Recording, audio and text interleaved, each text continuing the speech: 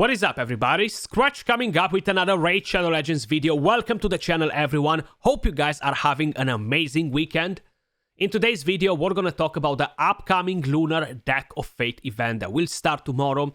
I'm gonna give you guys a bit of a warning, and we're gonna talk why the community is mad at the moment with everything that's happening in the game. And honestly, on very good reasons, I'm really trying to understand what's in Plarium's head. Why are they taking these bad decisions that they've been taking for the last 6+ months? So we're gonna deep dive into that topic as well. The main thing that I want to point out, we have the Summon Rush, which is still on for 1 day and 18 hours. We have the 10x event, which is on for 1 day and 18 hours. Then we have the Lunar Deck of Fate event starting in 19 hours. The warning is, we're talking about Plarium. If you've been patient enough to save your shards and you haven't opened them just yet, you are planning to do it later today, wait till tomorrow because we do not know what this event will require. Probably I'm not gonna wait myself because I really don't care about this event whatsoever. The main idea is that last time when we had it, I've spent tons of resources just to make a video on, and I've got crap out of it. Like literally, this is the worst event in the entire game because you're gambling with the rewards. So do not get deceived by that Eternal Soulstone or Legendary Skill Tome or Chaos Ore, because this is all an RNG, a gamble with cards. I'm gonna show you how we actually had the event last time around. This was the event. So the Deck of Fate, get artifacts and accessories, upgrade artifacts and accessories, and then to flip a card will cost you 1,000 points. That's what it was last time.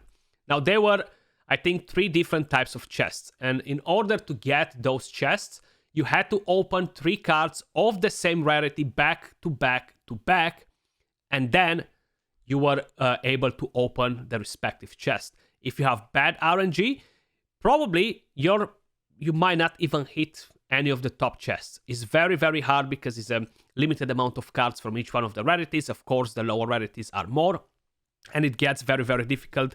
It's a lot of RNG. Then, if I remember it correctly, those chests will have more RNG in what sort of rewards they can actually drop. And you see how we have it at the moment with the Titan event and the chests. They have like a 99.99% chance to drop silver. Most probably that is going to be something very similar. I cannot remember the drop rates for the Deck of Fate event, but honestly, I think I spent around 70 to 100 million silver to get it completed without going in dungeons and farming accessories and artifacts. Yes, you can get points by farming those too, but the points are really low and you need to spend tons of energy in order to get any points out of it. So, yes, the event starts tomorrow. We don't have to complete it, okay? If we're farming some dungeons, for upgrading a couple of accessories, if that's what is going to be required, of course, we don't know. They might ask us to open shards, to level up champions. We have no idea exactly what's going to be. We're going to find out tomorrow. If we're going to do any of those, we might just do 1, 2, 3 cards, get lucky, get unlucky, but that's about it. We shouldn't waste resources to try and do that, considering that we have more events for the fusion. So this was my event right here. You see, I received the 4-star chicken, and once I've completed most of the event, that's kind of like what were the main rewards that I was getting. Every 3 green cards were giving me one of the weakest chests with literally almost no rewards. Then the blue cards, the same. I don't think I've hit one of the epic chests because the chances are really, really low. So I just kind of like wanted to give you guys an idea of how it looks like. If you guys forgot or you're new at the game, I'm definitely gonna drop a video on the event as soon as it drops out, so stay tuned for it if you're interested to see if it's worth it or not. Now, let's move over to the next topic. Why is Plarium taking these bad decisions? I don't know why, but I'm trying to understand why, honestly, because look, like, for example, Summon Rush. Now, they've done a similar thing, but I don't think it was that hardcore back with the Brogni Fusion. So the Brogni Fusion had something similar where they kind of locked a lot of people out of it because they didn't have enough shards to do it. So it feels like the inflation hits in-game harder than it hits in the IRL for some reason. And that's with everything. So with the guaranteed events, I kind of like understood in a way or another that they're looking at their metrics. They see that people have 80, 90 shards saved up. What they said, well, if they want to get it, they got to spend. So they increase that too. Now with the fusions, it's a thing that's been going on for years. It's very similar in terms of what sort of points you need, more or less, with each one of the fusions. And this time around, they really went overboard with it. Like, it used to be at 3,000 points when you were getting the fragments, sometimes 3,500. Then they took it all the way up to 4,000, 4,500, I think it was once, or maybe it wasn't. We never had it at 4,500. But this is a massive jump. You basically need 10 sacred shards in order to do it. And my only advice that I can give you guys, especially if you're free to play, we have a lot of fusions every year. We have around a fusion a month, sometimes 2 fusions a month.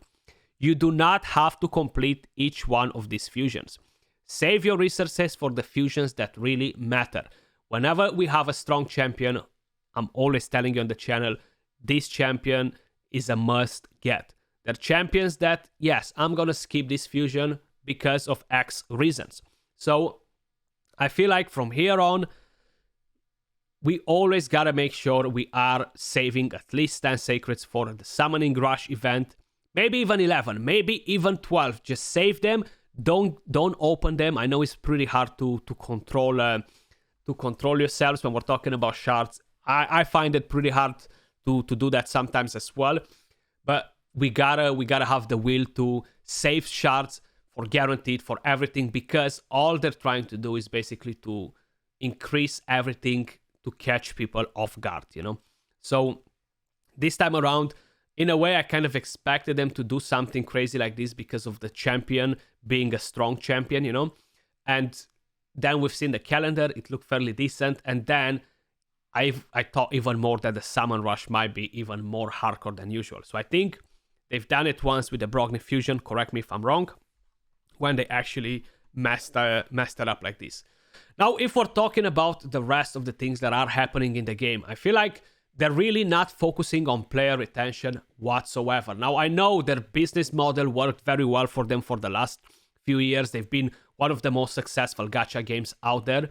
And it doesn't mean that this model will work forever. Like, you're going to advertise, get new people in, get them to quit after level 10, 20, 30. I feel like they're trying to beat the record and make the people quit even faster. But once you've got pretty much most of the people that they were interested in this genre, you're going to run dry on bringing new people. You're just not going to be able to bring as many new people to the game and keep up the step with the people that are quitting. So I know I've seen Chosen made a video about Plarium changing the CEO. Well, guess what? That's not going to change nothing in the game. And I would love to have that guy to come in and be like, okay, guys, we should maybe focus a bit more on player retention, the events, etc. They need to get a bit improved. Let's not screw them with every single event and change the rewards for them and stuff like that. You know, like, this increased a bit as well. Like, no epic skill tome here. 4-star chicken, like, yeah, 4-star chicken is not that great for these rewards. You know, I feel like they should definitely adjust a bit some of the rewards for tournaments, for events. It's just mainly to have a better player retention, to feel like you are getting something back every now and then, and not only feel like you're getting wrecked by them, you know. Of course, everything from here is not mandatory. You don't have to complete the events. You don't have to take part in all this. Everyone with their own opinion on them. Some people like to do them, some people don't. It's not mandatory. So you can still play the game, have fun without doing every single one of the events. And yes, if you're free to play, it's gonna be a stupid thing to try and complete every single event. It's just not gonna happen in any mobile game. If they have a paying system and it's not just skins, it's just not gonna happen for you to complete their events without spending. I know this from playing multiple games, and I feel like they definitely need to adjust a bit the rewards. A lot of people are very unhappy with the new dungeons as well. Like, we got the Sand Devil's Necropolis, we got the Iron Twins, and a lot of free to play players are getting pissed off for rewards and other things in events, etc. a lot of whales are getting pissed off with Sand Devil's Necropolis. They're getting pissed with the Awakening on Champions because they just want more money and more money.